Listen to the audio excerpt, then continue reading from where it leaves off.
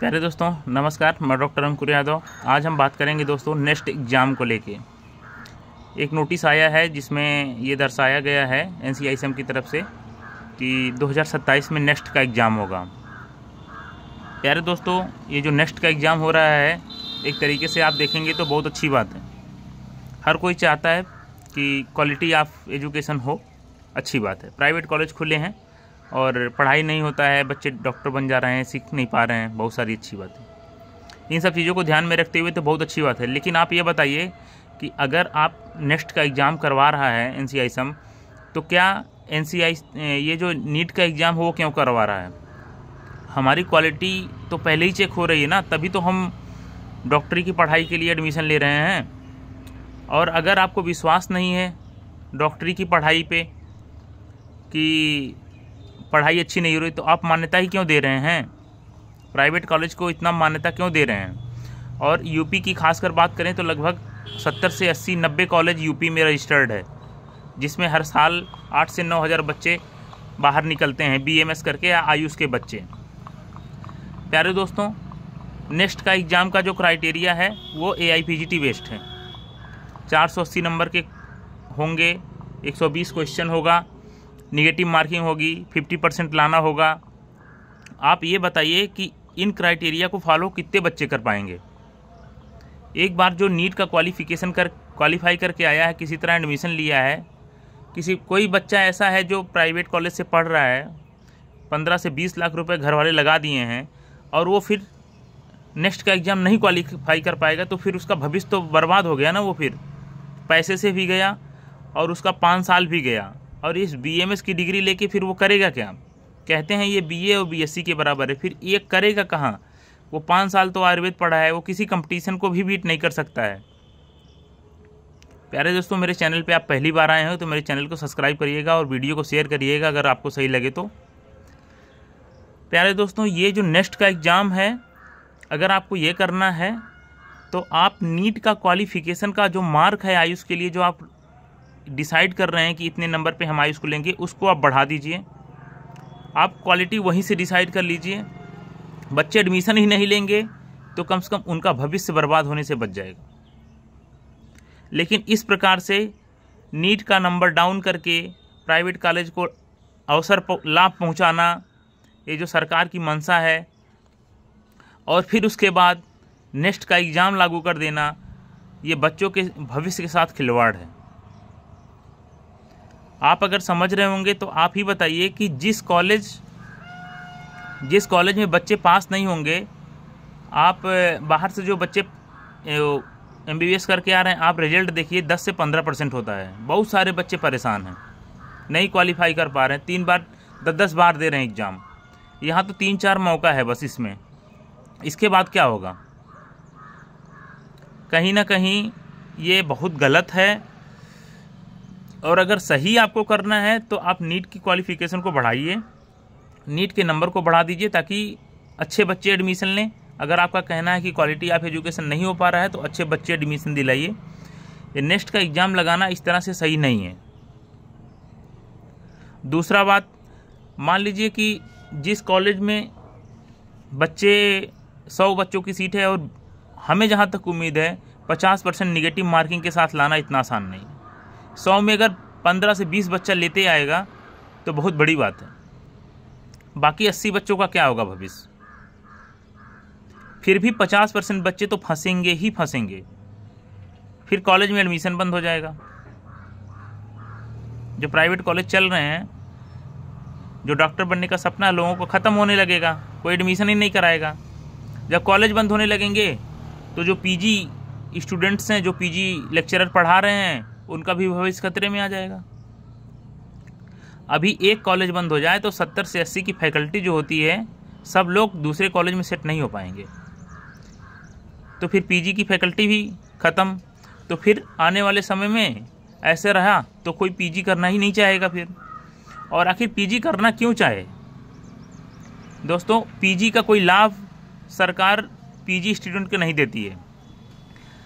अगर आप government college से पढ़ रहे हैं तो आप 3 साल लाभ पाएंगे, आपको पैसा मिलेगा। दूसरा लाभ ये है कि आप कहीं जाके पढ़ाएंगे। बाकी सिखाने के नाम पे, अधिकार के नाम पे कुछ नहीं है।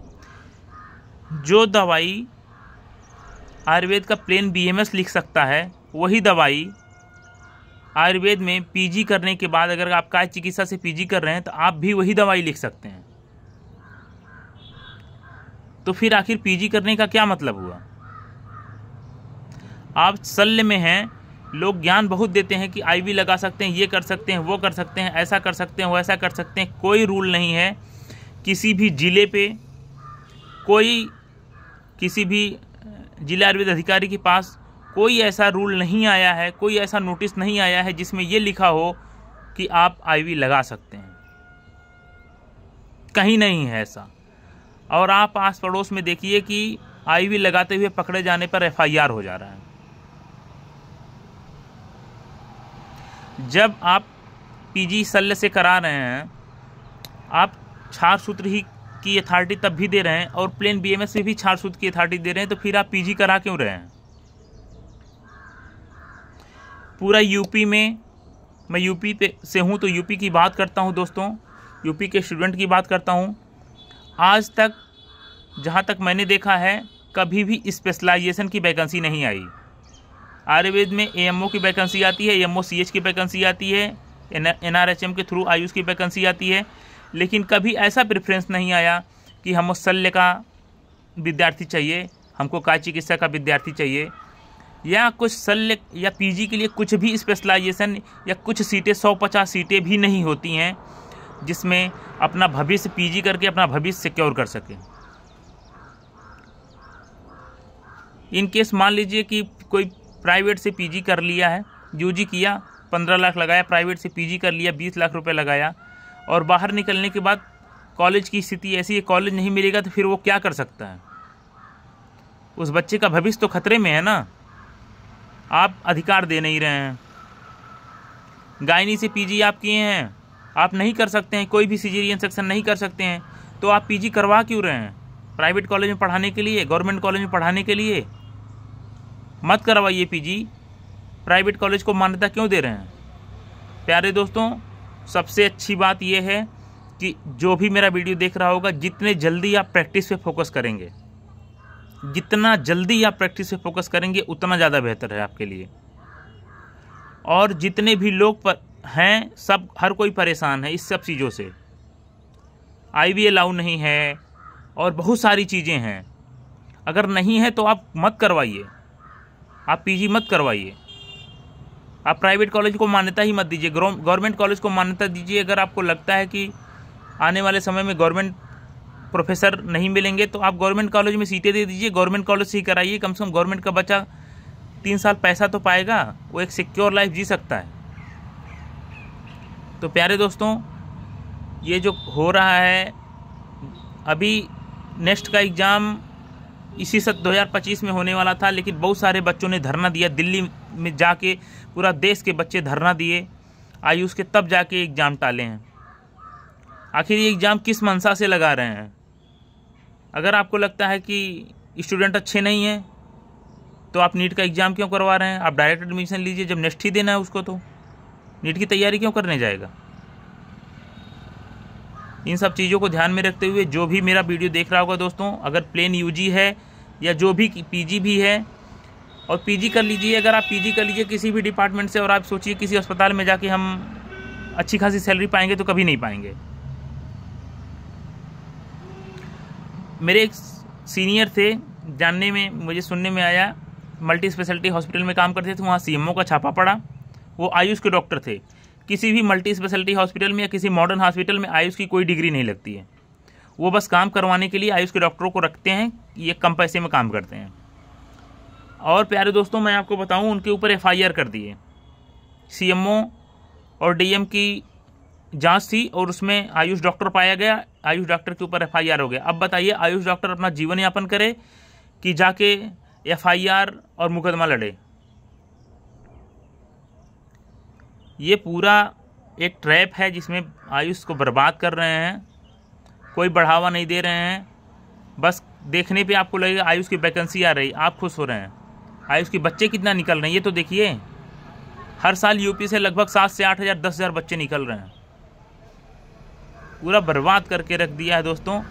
मैं आपको बताऊं, जो भी मेरा वीडियो देख रहा है आयुष का स्टूडेंट, आप जितनी जल्दी प्रैक्टिस में आ जाएंगे, आप फर्स्ट ईयर के स्टूडेंट हैं या प्राइवेट कॉलेज से कहीं से कर रहे हैं, आप जितनी जल्दी किसी डॉक्टर को पकड़ के या कैसे भी प्रैक्टिस करिए, एक स्पेसिफिक प्रैक्टिस करिए, आने वाले समय में आपका भविष्य सिक्योर होगा। नहीं तो बहुत समस्याएं हैं दोस्तों, बहुत ही समस्याएं हैं।